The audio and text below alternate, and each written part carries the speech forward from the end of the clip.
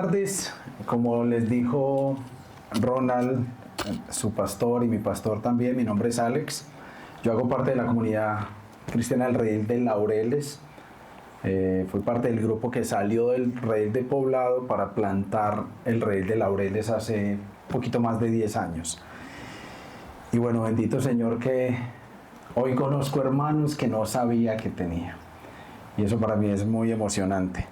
Saber que voy a encontrar personas en esta ciudad mañana, en un mes, que sé que son mis hermanos y que no simplemente son personas que caminan en medio de Medellín y de su locura.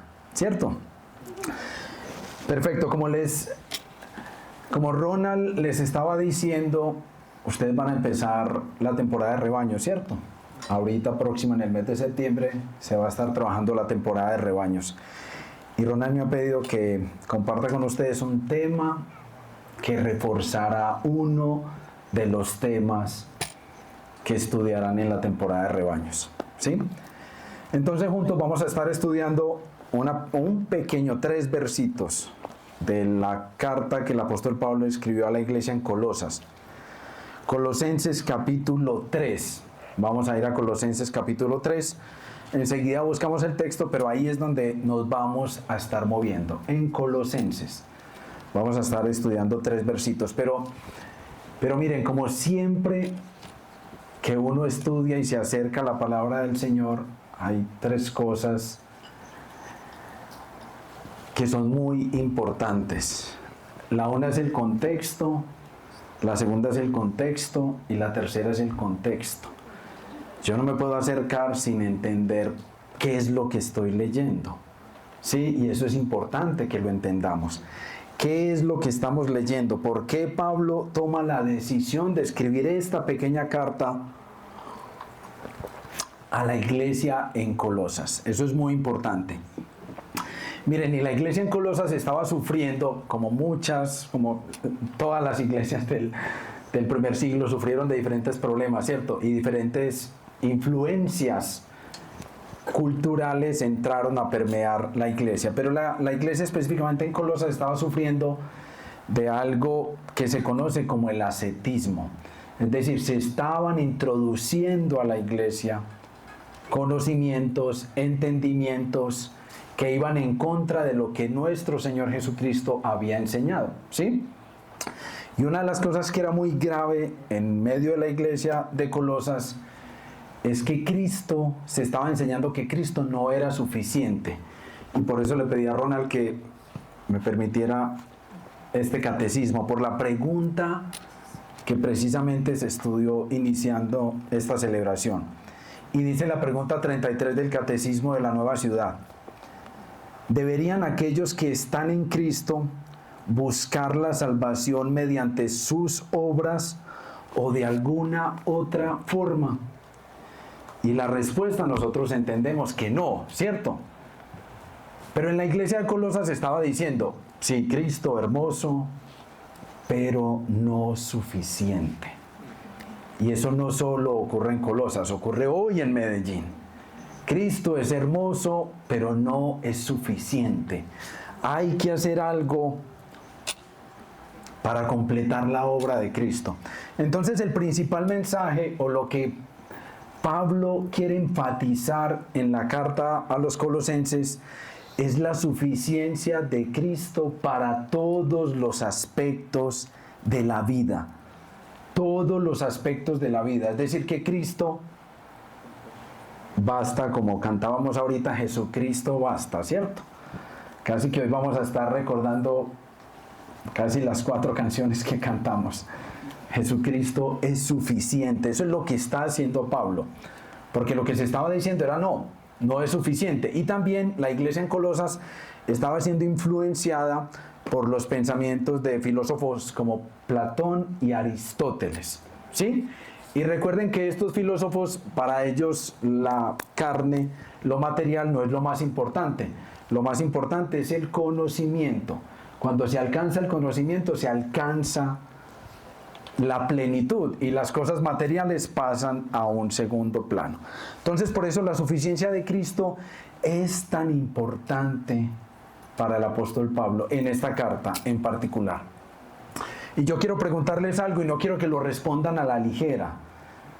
Yo quiero que ustedes se pregunten y piensen un poquito en esto, en esta pregunta. Pregúntense pues, ¿es Jesús, el Cristo, suficiente para cada aspecto de tu vida?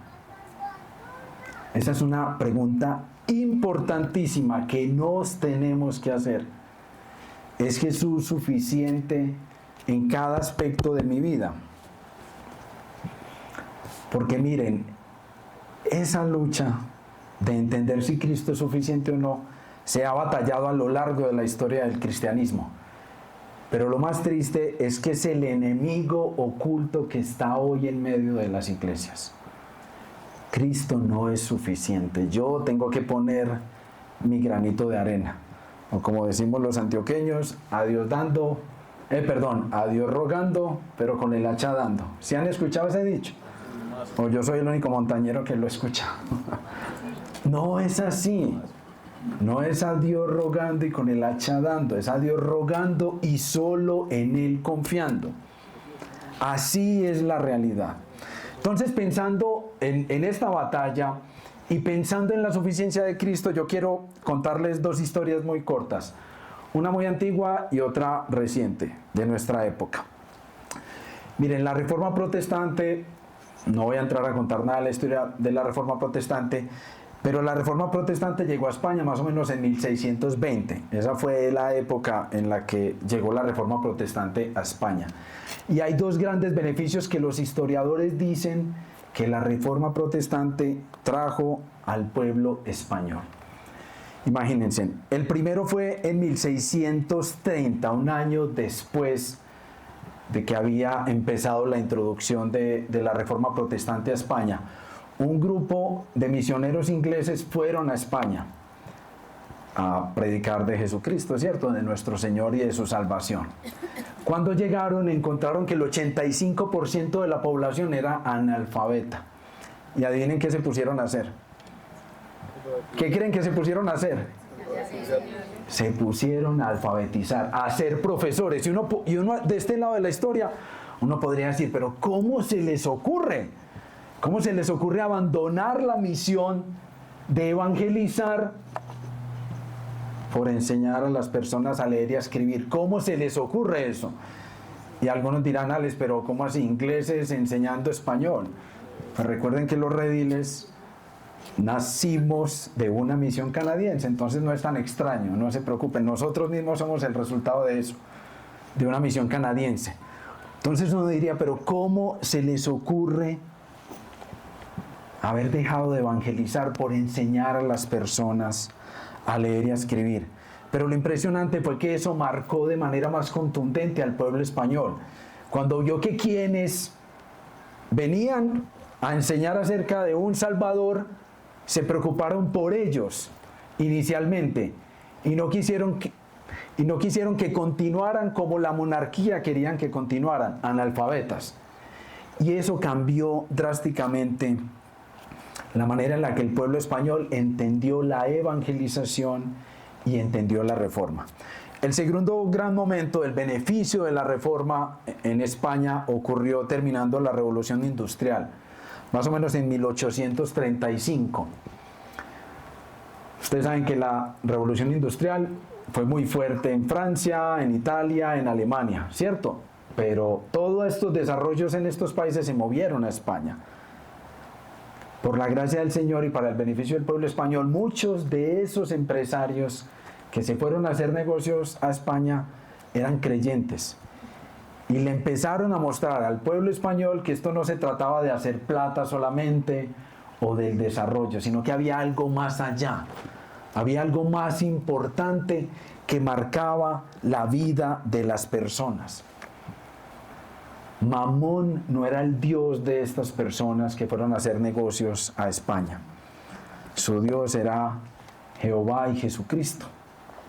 Eso, por supuesto, trajo un impacto tremendo en la vida del pueblo español. Pero para contarles otra historia local, dentro de mi vida académica, yo soy profesional en ciencias militares. Entonces fui oficial del ejército. Y estando activo en el ejército, me trasladaron hacia el departamento del Cesar y estuve en la serranía del Perijá, muy cerca de Venezuela, en los límites con Venezuela, y allá había un pueblito que hoy volví y lo busqué, eso no ha crecido nada, son 3 callecitas. Es menos que un pueblo, es un caserío que se llama Estados Unidos, en Becerril, Cesar, allá metido en la serranía del Perijá. Cuando yo llegué a ese pueblito, tal vez habrían, yo creo que familias como tal, habían 5 familias, pero casas, habían, no sé, 80, 100 casas. El pueblo estaba abandonado por 2 cosas. El comandante militar que estaba antes que yo era un tipo muy odioso. Era un tipo demasiado corrupto y abusivo de la gente. Entonces la gente temía vivir ahí. Eso fue hace 25 años. Y lo segundo, el ELN y la violencia que el ELN había, digamos, implementado en las veredas de sobre la serranía del Perijá, había hecho que la gente se fuera. Yo llegué a ese pueblito y empecé a hacer lo que pues sé hacer, o sabía hacer en esa época cuando era militar. A cuidar de la gente, a preocuparme por la gente, a preocuparme por el campesino que estaba arriba en la vereda, a buscar información. Empecé a enseñarle a las personas que estaban en el pueblo y a los que bajaban los fines de semana, a enseñarles a leer y a escribir. Miren, no había pasado, yo estuve allá cerca de 6 meses, creo, u 8 meses, no estoy seguro, pero habían pasado cerca de 4 meses cuando el pueblo otra vez estaba lleno. Todas las casas abandonadas estaban ocupadas. Es más, cuando yo llegué, yo tomé una de las casitas abandonadas y ahí armé mi cambuche. Después me tocó salir, irme para el monte donde debía estar. Eso para mí fue una cosa impresionante. Ver cómo simplemente haciendo algo, haciendo lo que estaba llamado a hacer. Yo no estaba haciendo nada especial. Mi entendimiento del Evangelio en esa época no era como lo es hoy, a pesar de que hoy no es como lo será en 10 años. Pero mi entendimiento del Evangelio no era tan grande como para hacer yo cosas importantes desde el punto de vista evangelístico. Yo solo hice mi trabajo como oficial, como teniente que era en esa época, con mi contraguerrilla ahí, haciendo para lo que a mí me habían mandado a la región. Ver el florecimiento de Estados Unidos para mí fue una cosa que me dejó marcado toda la vida. Es una cosa preciosa. La pregunta que quiero hacerles es, ¿cómo estos misioneros que salieron de Inglaterra para España decidieron dejar de predicar para ponerse a enseñar a leer y a escribir? ¿Cómo estos comerciantes llegaban de otros países de Europa a España a comerciar justamente? Y como alguien como yo, que créanme que no tengo nada de agraciado, ¿cómo pudo hacer la diferencia en medio de personas, de seres humanos normales? Eso es lo que vamos a estar meditando hoy. ¿Por qué alguien puede o no hacer la diferencia? Y eso tiene que ver con nuestra cosmovisión, con la manera en la que entendemos y vemos el mundo a la luz del Evangelio. Entonces vamos a Colosenses, por favor, capítulo 3, versos 22 al 24. 3 versitos muy cortos.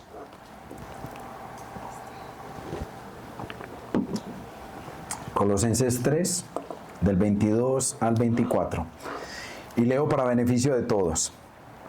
Siervos, obedezcan en todo a sus amos en la tierra, no para ser vistos como los que quieren agradar a los hombres, sino con sinceridad de corazón, temiendo al Señor. Todo lo que hagan, háganlo de corazón como para el Señor y no para los hombres, sabiendo que del Señor recibirán la recompensa de la herencia. Es a Cristo el Señor a quien sirven. Amén. Oremos, mis amados, ¿les parece? Señor nuestro, gracias primeramente por ti, gracias por haber puesto tu mirada en nosotros. Gracias por el privilegio que nos das de reunirnos como iglesia. Gracias por el privilegio de acercarnos a tu palabra, Señor. Porque aún hoy no somos perseguidos por reunirnos en tu nombre. Gracias por eso, Señor. Yo bendigo y exalto tu nombre y te ruego que bendigas hoy al Rey de la América con esta corta meditación, Señor. Que sea de bendición para sus vidas. Que puedan atesorar la verdad que el Evangelio nos trae. Estos 3 cortos versos que son contraculturales, Señor. Bendícenos, te lo suplico, Señor, que tu Espíritu Santo esté en medio nuestro, haciendo en mis hermanos lo que yo soy incapaz de hacer. Descansamos en ti, Señor. En el nombre del Padre, del Hijo y del Espíritu Santo. Amén. Ok, mis hermanos, entonces cuando uno lee el texto ya sabe de qué vamos a hablar, ¿cierto? Inevitable, uno lee ese texto y ahí no hay nada distinto de qué hablar. Y esta meditación, esta predicación la he titulado Renovando nuestro entendimiento del llamado vocacional. Eso es en lo que vamos a estar meditando, renovando nuestro entendimiento del llamado vocacional. Pero para poder entender nuestro texto de estudio y que lo que meditemos tenga sentido, necesitamos entender de dónde nace el trabajo. Y preguntarnos por qué yo no puedo estar delante del señor Netflix todo el día, viendo televisión y comiendo alguna cosa y viendo otra serie o viendo estas temporadas de series y capítulos que ven las personas hoy día. ¿Por qué yo no puedo estar haciendo eso? ¿Por qué debemos levantarnos a ir a trabajar? Esa es una pregunta que uno se tiene que hacer. Y la manera más fácil de responderla es ir al capítulo 1 del primer libro de la Biblia, Génesis. Ahí en el versículo 1 está la respuesta de por qué trabajamos. El versículo 1 dice, en el principio Dios creó los cielos y la tierra. Esta sola declaración es impresionante. Yo sé que aquí pueden haber personas que se sienten a meditar alrededor de este texto y hablar horas acerca de lo que el texto dice. Pero la declaración de que en el principio Dios creó los cielos y la tierra está hablando del carácter de Dios. Dios no es un perezoso que no hizo. Dios mismo es ejemplo del trabajo. Dios mismo hizo cosas. Por el poder de su palabra, por el fiat divino, Él ordenó que las cosas se hicieran y las cosas fueron hechas. Miren, esto no fue que una molécula por ahí que por toda la eternidad estuvo dormida y de la nada se despertó y armó todo este caos llamado universo. Este universo tiene un sentido de orden tan impresionante que una explosión no puede generarlo. No hay ninguna explosión que sea capaz de hacer el orden con el que la creación fue hecha. Y si nos vamos a los millones y millones de años de la evolución espontánea, pues mientras más cero le pongas a los años, todo será más probable. Pero uno presumir que la nada produce algo, eso es una ridiculez. Es que la nada no puede producir absolutamente nada. Dios fue quien creó el universo. Él y el poder de su palabra. Y el texto bíblico mismo es testigo en el capítulo 2, verso 2, de que Dios debió trabajar el esfuerzo. Debió descansar, del esfuerzo de su trabajo. Y dice Génesis capítulo 2, verso 2. En el séptimo día ya Dios había completado la obra que había estado haciendo. Y reposó en el día séptimo de toda la obra que había hecho. Dios mismo, mis amados, es la evidencia de que el trabajo es algo bueno, porque Él lo hizo. Él trabajó. Pero lo más hermoso de todo es que Él no se quedó con eso. Él no se quedó con el trabajo para Él. Él bendijo a la humanidad dándole el trabajo.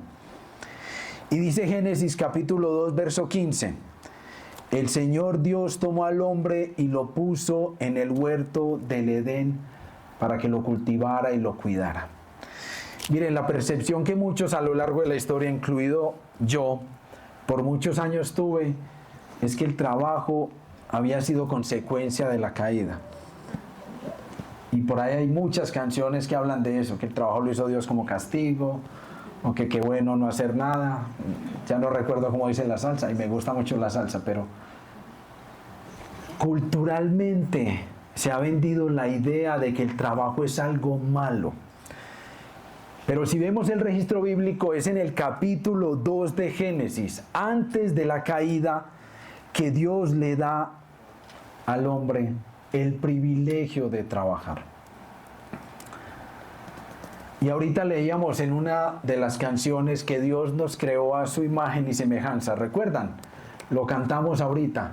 Pero cuando uno canta eso, a uno se le olvida traer eso acá. Eso como que no tiene que ver conmigo. ¿Qué significa que Dios nos creó a su imagen y semejanza?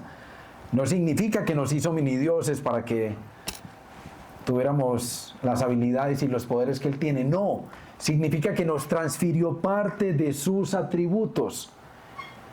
Los atributos que Dios desplegó creando lo más hermoso que hay en el universo, nosotros lo hemos recibido. Y no solo lo recibimos, sino que Dios nos da la instrucción de cuidar su creación y de ser partícipes de su creación a través de la co-creación. Lo que ha hecho el hombre después del Edén es ser partícipe de la co-creación de Dios. El hombre no ha creado nada nuevo. El hombre no ha creado un material desde cero y ha dicho que con eso ha creado algo. No. Lo que el hombre ha hecho es tomar lo que Dios creó y lo ha transformado a través de lo que Dios mismo le dio. Pero la verdad es que eso que es bueno, hoy no lo vemos tan bueno, ¿es cierto que no? ¿Cuántos de ustedes se dedican a ser pastores de tiempo completo? Solo Ronald. Entonces yo creo que esto es para ustedes. Y no solo para los que trabajan en un empleo, para aquellas o aquellos que son amos o amas de casa también. Esto tiene que ver es con ustedes. Entonces esta distorsión, que fue una distorsión que ocurrió después de la caída, lo que vemos hoy del trabajo sí es consecuencia de la desobediencia de Adán y Eva. Y esa desobediencia ha traído cosas que entendemos como distorsiones del trabajo que Dios inicialmente diseñó. Y hay dos distorsiones que quiero traer a colación, a pesar de que hay muchas otras. Pero miren, una de las distorsiones que tiene el trabajo es que satanizamos el trabajo. Consideramos que el trabajo es malo. Y la cultura, tristemente, ha vendido y ha ventilado esa idea a la sociedad. El facilismo, obtener las cosas fáciles. Yo no tengo por qué esforzarme. Y ahorita vamos a estar pensando un poquito en lo que dice Pablo. Entonces el trabajo es malo. No quiero trabajar, no me interesa trabajar. O si hay trabajo es porque lo tengo que hacer, porque tengo que pagar las deudas y lo haré pues lo más mediocre que me acepten en la compañía hacerlo. O lo que mi jefe acepte hacerlo. Esa es la primera distorsión del trabajo. Satanizamos el trabajo. Y la segunda distorsión es que idolatramos el trabajo. Los seres humanos somos de extremos. Es raro que como que estemos por el medio, no. Estamos muy allá o muy acá y aquí. Odiamos el trabajo o lo amamos en exceso al punto que se vuelve nuestro ídolo. Entonces las personas ya no son, en mi caso Alex, sino que soy mi cargo o mi profesión. En eso se convierte el trabajo, en la identidad de las personas. Y por supuesto eso es una terrible distorsión del trabajo. Las personas aman tanto e idolatran tanto el trabajo que no ven la hora de que sea lunes para poder ir a brillar a la empresa sin importar lo que tengan que hacer. Si tienen que pasar por encima de su compañero y aplastarlo para brillar delante de su jefe, lo harán. Hemos llegado a ese nivel de locura, que no nos importa el otro, con tal de que yo obtenga lo que quiero. Y eso es una grave distorsión del trabajo. Y como eso es una realidad que lo vemos todos los días, es necesario que vayamos al Evangelio y nos llenemos de esperanza en el Evangelio, porque es lo que tenemos, a nuestro Señor Jesucristo.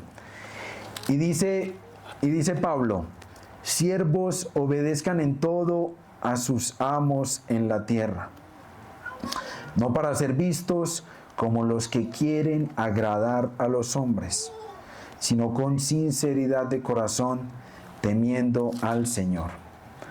Todo lo que hagan, háganlo de corazón como para el Señor y no para los hombres, sabiendo que del Señor recibirán la recompensa de la herencia. Es a Cristo el Señor al que sirven. Y quiero compartirles 3 puntos muy corticos acerca de este texto específico, que desafortunadamente no están tan claros como en el verso 22 es esto, en el 23 es esto y en el 24 es esto. No. Están amalgamados en todo el texto. Y lo primero que quiero compartirles es: haz con excelencia aquello para lo que fuiste llamado. Lo primero que a mí me emocionó cuando descubrí hace años el tema de la vocación y el trabajo, cómo la vocación y el trabajo conversan, es que Dios no nos llamó a todos a ser pastores, o no nos llamó a todos a ser misioneros. Y no es que ser pastor o misionero esté mal, no, ni más faltara, yo no quiero decir eso, sino que yo nunca he sido ni pastor ni misionero. Yo siempre he sido empleado y empresario, y hoy soy empresario y soy empleado. Entonces yo como siendo un empleado y un empresario puedo servir al Señor. Lo hermoso es que Pablo te está diciendo: hagas lo que hagas. Pablo no está diciendo cuando seas pastor o cuando seas misionero, no, o cuando seas maestro, no. Es hagas lo que hagas. Y esto es absolutamente contracultural. La invitación de Pablo es contracultural a que nuestro trabajo sea hecho con excelencia. Eso es algo que hoy no se enseña. Uno hoy en las universidades, yo que he podido estudiar alguna cosita, uno ve que eso se volvió un negocio. Y lo que quieren es graduar montones de gente, y como que hay otra cosa súper importante que se está quedando en el camino. A nadie le están enseñando a hacer bien el trabajo. A la gente le están enseñando a hacer cosas, cualquier ingeniería, un médico, un abogado, un arquitecto, lo que se les ocurra. Le están enseñando a hacer cosas, pero no les están enseñando a hacer eso de una manera distinta, de una manera buena, con excelencia. Y ese es el llamado que Pablo nos está haciendo, a servir con excelencia. Yo sé que ustedes lo han vivido, porque si yo lo he vivido, ustedes lo han vivido. Han contratado a alguien para que haga algo en su casa, o para que le repare el carro. Yo recuerdo un carrito que tuve hace unos años y lo llevé supuestamente a un taller de la marca. Supuestamente a un taller certificado y aprobado por la marca. Lo único que hicieron en el taller literalmente fue estafarme. Lo único que hicieron fue eso. El carro era un carro perfecto. Después de que yo lo llevé a ese taller, ese carro empezó a fallar por todo. Y cuando decidí cambiar de mecánico, ese mecánico me empezó a mostrar: ay, ¿cuándo le cambiaste el radiador? No, ¿cómo así que le cambié el radiador? Si es que tienes un radiador plástico. En esa época me dijo, este radiador vale como 40.000 pesos. Pero ¿cómo así? A mi carrito no hicieron sino cambiarle piezas originales y le pusieron piezas malas. Y todos hemos vivido eso. Todos hemos vivido que contratamos a alguien para que nos haga un trabajo eléctrico y el resultado es peor. Pero esa es la invitación contracultural que Pablo nos está haciendo. Miren, esto no se trata de hacer dinero, porque es que Mamón no puede ser el Dios de ninguno de nosotros. Esto no se trata de hacer dinero fácil. Es que hacer las cosas bien, honrar al Señor con lo que hacemos, no necesariamente es fácil. Es más difícil hacer las cosas bien hechas. Eso es más difícil que hacerlas mal hechas. Y parece sin sentido lo que estoy diciendo, pero así es. Pero tristemente, con lo que nos encontramos es con eso. Pero la invitación de Pablo es, mira, Alex, lo que tú haces, no lo hagas pensando en a quién se lo haces. Hazlo con integridad de corazón. Hazlo como para quién, dice el texto, como para el Señor. Entonces, la invitación es ¿cuál? A ser el mejor mesero, ¿cierto? O a ser el mejor guardia de seguridad. O a ser el mejor barrendero de la ciudad. O a ser el mejor abogado. O el mejor ingeniero, el mejor arquitecto. Es que nuestra ciudad ha visto cómo arquitectos corruptos y calculistas corruptos le han puesto menos material a los edificios y los edificios se terminan cayendo. Eso es horrible uno ver eso. Pero la invitación de Pablo es contracultural, a que lo hagamos de buena gana, con respeto al Señor. Es decir, la invitación de Pablo es contracultural. Y yo les pregunto algo, ¿no es muy hermoso cuando alguno de ustedes ha tenido un dolor y ha tenido que ir a la EPS o a un hospital, o sus hijos o sus padres han tenido un dolor muy horrible, y cuando uno llega al hospital y te recibe un guardia de seguridad que te trata con dignidad? Eso no les ha pasado nunca. Eso a mí me ha pasado, y eso es como que uno cree que lo van a recibir mal y lo recibe alguien así y uno dice, wow, aquí hay como algo raro, y entra y la persona que está en el counter te atiende con dignidad. Y vas donde el médico y no te mira más como un bulto de quejido, sino que te trata con respeto y te cuida tu dolor. Miren, si nosotros anhelamos eso, millones de personas en el mundo anhelan eso. Y esa es la invitación contracultural que nos hace Pablo. Es clara. Haz con excelencia aquello para lo que fuiste llamado. Y miren, les leo un comentario, una nota que hizo una escritora que se llama Ana Ávila, y ella dice lo siguiente en uno de sus libros: cuando un abogado defiende al inocente, está demostrando la justicia de aquel que defiende lo bueno. Cuando una madre arrulla a su hijo, refleja el cuidado del Padre perfecto. Cuando un conserje limpia una habitación, expresa que el Dios que diseñó el universo es un Dios de orden. Cada labor, remunerada o no, visible o invisible, pública o privada, es una oportunidad de hacer resplandecer en el mundo la imagen de aquel que lo creó y lo sostiene. Esa, mis hermanos, es la invitación que nos está haciendo Pablo. No es nada distinto. Y puede ser difícil, sí, porque es que la cultura es difícil. Porque la cultura te dice que seas lo que la cultura te quiere decir. Amóldate a la cultura. Es lo que se nos dice. Pero como lo he repetido, el plan original de Dios no es lo que... El plan original de Dios para el trabajo no es lo que evidenciamos hoy día, ¿cierto? Es completamente distinto. Entonces es necesario buscar esperanza. Y aquí entramos a nuestro segundo punto. Y es un punto que es una exclamación. Recuérdalo. Tu llamado proviene de tu Señor. Es Él para quien trabajas. El texto de manera clara dice, no trabajes para que te vean. Pablo lo está diciendo aquí en el texto, no trabajes como si quisieras que los hombres te vean hacer cosas, no lo hagas así.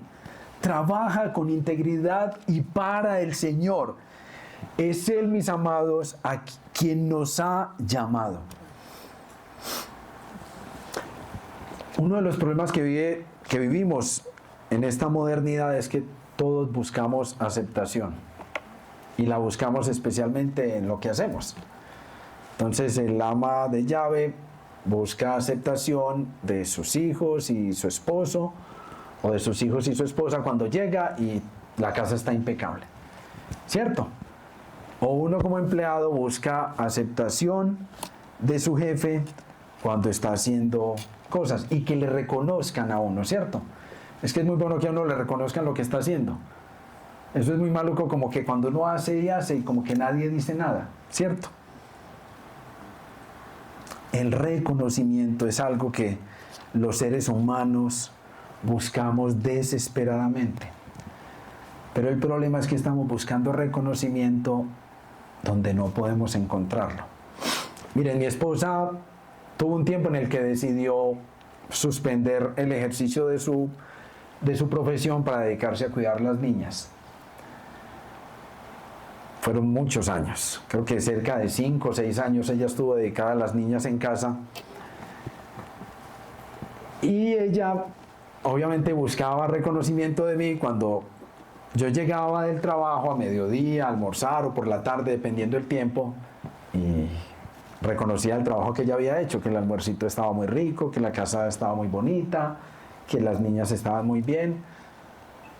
Pero ella estaba buscando reconocimiento en un ciego.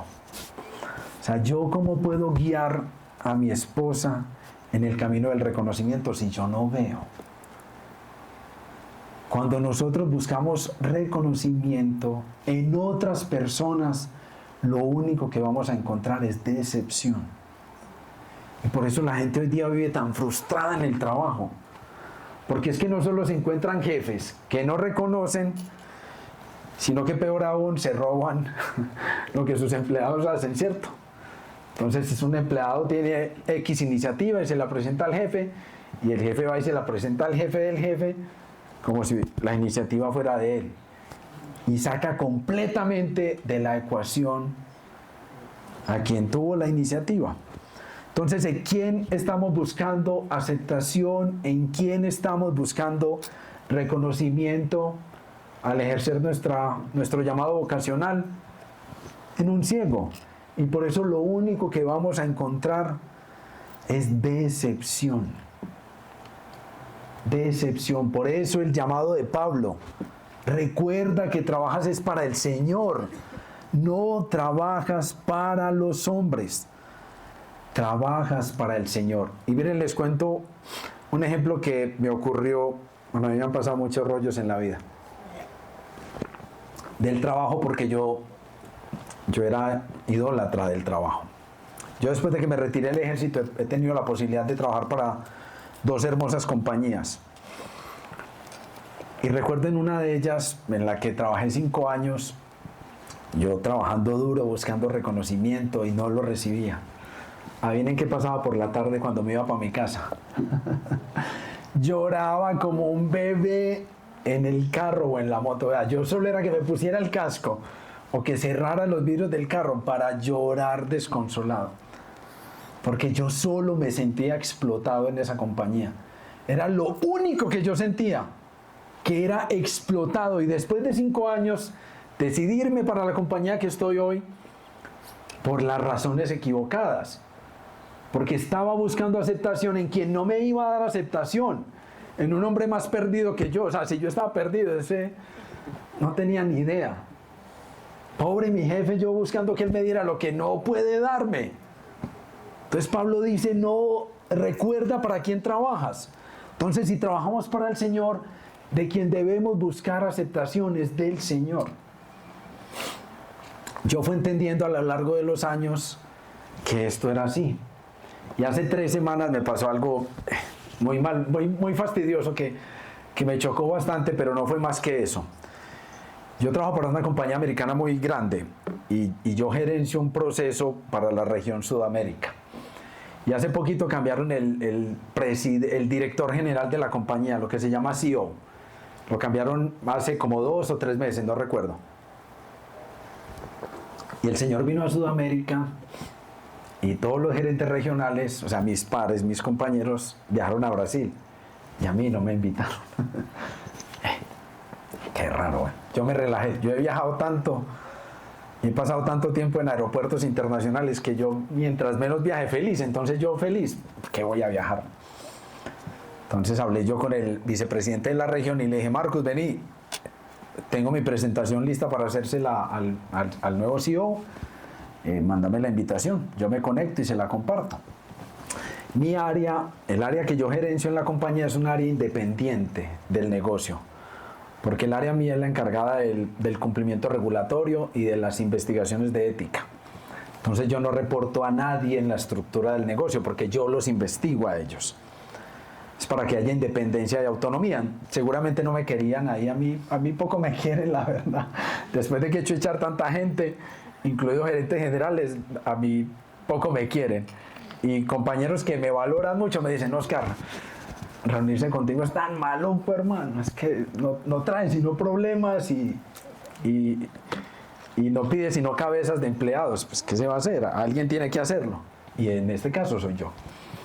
Entonces me mandaron la citación de la reunión, me conecté, 10 minutos, 20 minutos, 50 minutos, 1 hora, 1 hora y media, y nadie apareció en la reunión. Yo obviamente 1 hora y 40 después decidí colgar y yo sentí de todo, indignación, no, ustedes no se imaginan, pero la esperanza es que yo no era el muchacho de hace 14 años, lo hace que llevo en esta compañía. Yo no era el muchacho de hace 14 años que se puso a llorar porque no encontraba aceptación y reconocimiento. Yo simplemente me tranquilicé y seguí haciendo. Es más, creo que ese día dije no trabajo. Y me fui para mi casa, me quedé en mi casa. Me fui para mi casa. Dije no, que me voy a poner a inventar. Me voy para mi apartamento, mejor a estar allá tranquilo. Yo no les voy a decir que no me sentí. Yo sentí muchas cosas raras, pero encontré una esperanza en el Evangelio.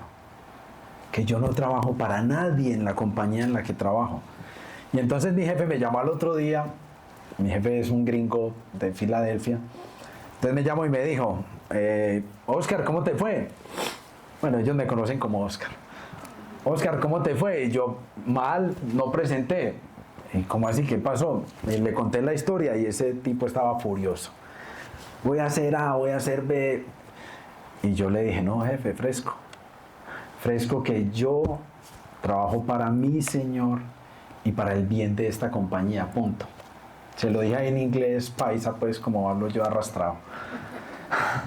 Ojalá me haya entendido, no mentiras, me entendió. Yo le dije, yo trabajo para mi Señor, no te preocupes. Mi Señor no es ninguno de ellos. Es más, ninguno de ellos me puede echar. Yo le decía jocosamente, ninguno de ellos me puede echar. Así que yo estoy tranquilo. No porque me vayan a echar o no, sino porque a quien sirvo es a mi Señor. Y miren, mis amados, yo sé que todos ustedes, los que trabajan o los que están desempleados o los que están en casa cuidando de sus hogares, experimentan este tipo de situaciones. Y la mejor manera de enfrentarlas es recordando lo que nuestro Señor nos ha dicho. Y en este caso recordando lo que Pablo nos ha dicho. Es que es a Cristo a quien sirvo. Yo no sirvo a Medellín, aunque Medellín se beneficie de lo que yo hago. Yo no hago las cosas que hago en otros países pensando en ellos, así ellos se beneficien. Yo lo hago pensando en mi Señor, para la gloria de mi Señor, porque es que Él fue el que me llamó. Y esa, mis amados, es la invitación que Pablo nos hace hoy. Recordarnos que nuestro llamado vocacional proviene de nuestro Señor. Y para cerrar, algo que me emociona mucho, el tercer punto es que nuestra recompensa proviene de quien nos llamó.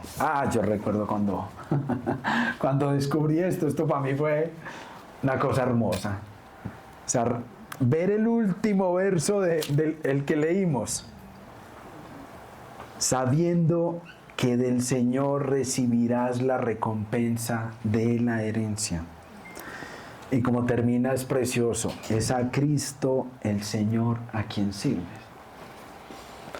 Pero entender la recompensa, que mi recompensa viene de mi Señor, eso a mí me ha dado la libertad de enfrentarme a situaciones malucas en mi trabajo o enfrentarme a situaciones malucas en mi negocio, donde o en A o en B me han ofrecido coimas para entregar negocios. O sea, enfrentar las situaciones de la vida sabiendo que mi recompensa proviene del Señor. Yo recuerdo hace bastantes años, yo soy motociclista, igual que mi hermano es motociclista. Y hace unos años a mí me ofrecieron, en esa época era como la BMW 1200. Todavía no era la 1250. Me dijeron, vení, entreganos ese contrato y pues nosotros te entregamos esta motico, pues a vos que te gustan las motos. Uno dice, la recibo, ¿cierto? Yo recibo la moto. ¿Quién es mi Señor si yo recibo la moto? Mamón, o esa moto es mi Señor. Yo estoy idolatrando eso. Entonces la invitación de Pablo es, no, la herencia, la recompensa proviene de quien te llamó. No hay nada en este mundo, mis hermanos, que nosotros podamos obtener que nos vaya a dar lo que hemos recibido de nuestro Señor Jesucristo. Miren, cuando uno piensa en deportes de alto nivel, el que les guste a ustedes, cuando uno piensa en lo que hace un deportista para ser el mejor futbolista, para ser el mejor jugador de tenis, el mejor atleta, sea lo que sea, hay un esfuerzo involucrado impresionante, ¿cierto que sí? ¿Qué ocurre cuando una persona de estas, cuando un atleta es declarado, no sé, el campeón del US Open en tenis? ¿Qué ocurre? ¿Alguien sabe? O no sé, el campeonato de fútbol colombiano, o el mundial de Fórmula 1. ¿Qué ocurre con el ganador? ¿Qué pasa con el ganador? Le dan un trofeo o le dan un cinturón si es un boxeador, ¿cierto? Recibe algo. ¿Qué ocurre con ese algo? Recuerden el esfuerzo en el que incurrió el deportista para llegar ahí.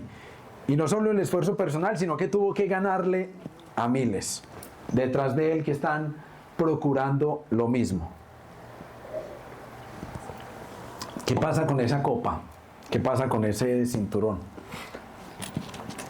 El otro año alguien más va a recibir otro distinto, ¿cierto? Entonces, si él el otro año no hace todo el mismo esfuerzo para hacer el primero, ya no será el primero sino el segundo. Eso, mis amados, es un sinsentido. Como dice el autor de Proverbios, es correr tras el viento. Eso es un absoluto sinsentido. Y la gente hoy día es desesperada por eso, por ser el primero en lo que sea. Pero si hoy eres el mejor atleta o tienes la medalla olímpica en cualquier deporte, en 4 años te espera otro grupo de jóvenes con más alientos que tú y romperán los récords. Los récords se han rompido a lo largo de la historia uno tras otro. Entonces, si alguien que hace tanto esfuerzo por obtener una copa, que no es más que una copa vacía en un estante en la casa del deportista, alguien hace tanto esfuerzo para lograr eso y eso es un sinsentido. Entonces, ¿qué nos motiva a nosotros a vivir como Pablo nos está invitando a vivir en relación al llamado vocacional? ¿Qué? Que nuestra recompensa proviene de nuestro Señor. Y nuestro Señor, mis hermanos, nunca ha mentido a lo largo de la historia. Miren, para cerrar y no alargar más, yo quiero leer dos textos cortos de palabras de Jesús en relación a la recompensa. Porque es que cuando yo los descubrí, para mí fue muy emocionante. Porque no solo estoy trabajando pues para que me paguen el salario, no. Estoy trabajando porque mi Señor me recompensará. Y esto nada tiene que ver con la salvación. No se vayan a enredar ahí, porque ya creo que en toda la introducción antes de esta predicación, en los textos y en la lectura, se fue suficientemente claro. No hay nada que tú puedas agregarle a tu salvación. No hay nada que puedas hacerle y que al hacer no le quites. ¿Listo? Entonces miren lo que dice nuestro Señor Jesucristo, Mateo, perdón, es en Mateo, ¿qué me hizo? Mateo capítulo 5, verso 12, en la primera parte del verso, en el Sermón del Monte. Y dice: regocíjense y alégrense, porque la recompensa de ustedes en los cielos es grande. Y un capítulo más adelante Jesús mismo dice: no acumulen para sí tesoros en la tierra, donde la polilla y la herrumbre destruyen, y donde ladrones penetran y roban, sino acumulen tesoros en el cielo, donde ni la polilla ni la herrumbre destruyen, y donde ladrones no penetran ni roban. Esos tesoros en el cielo nada tienen que ver con nuestra salvación segura en la obra de nuestro Señor Jesucristo. Pero yo sí quiero una motico bien bacana en el cielo. Yo sí. Y ojalá mi Señor Jesucristo también ruede en moto. Ojalá, porque yo anhelo eso. Para mí y para mi Señor. La recompensa, mis hermanos, proviene de nuestro Señor. Y Jesús mismo en Apocalipsis capítulo 26 dice, capítulo 22, verso 12: por tanto, yo vengo pronto, y mi recompensa está conmigo, para recompensar a cada uno según su obra. La recompensa más hermosa que cualquier creyente puede recibir es Jesús mismo. No hay nada más grande que nosotros podamos recibir que Jesús mismo. Jesús es lo más hermoso que nosotros a lo que podemos tener acceso. Y no hay nada más grande ni que nos vaya a llenar más que nuestro Señor Jesucristo. Pero Él, nuestro Señor mismo, ha hablado de recompensas. Así que trabajen, vivan su llamado vocacional, entendiendo quién los ha llamado, entendiendo para quién ejercen su llamado vocacional, no para los hombres, no para el ojo, sino para nuestro Señor. Oremos, mis hermanos. Amado Señor, yo te doy gracias por tu palabra, gracias por la esperanza que eso ha traído a mi vida, Señor. Cuando he tenido que enfrentar situaciones que duelen, que humillan, Señor, me he recordado este precioso texto, Señor. Cuando he tenido que tomar decisiones difíciles con empleados de la compañía por su comportamiento, y me he sentido agobiado porque siento como que mi trabajo no tiene valor. Vengo a este texto y me recuerdo que para ti es para quien trabajo, Señor. Y yo te ruego por esta preciosa iglesia, que bendigas a cada uno de mis hermanos y amigos aquí presentes, Señor, que les des esperanza para que mañana, cuando deben trabajar, o el domingo, tal vez ahora, Señor, que deben trabajar, se prediquen este hermoso evangelio. Se recuerden quién los ha llamado, se recuerden para quién trabajan y se recuerden quién los recompensará. Que no quieran ser guiados por un ciego, Señor, porque solo recibirán lo que yo por muchos años recibí: frustración, decepción, tristeza, al ver que yo no era reconocido, Señor.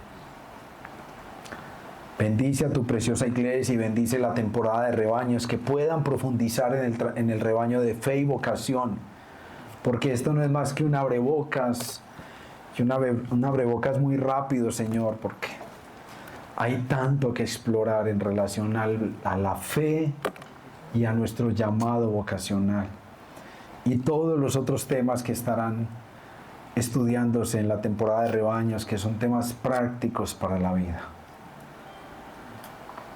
Bendícenos, Señor, en el nombre del Padre, del Hijo y del Espíritu Santo.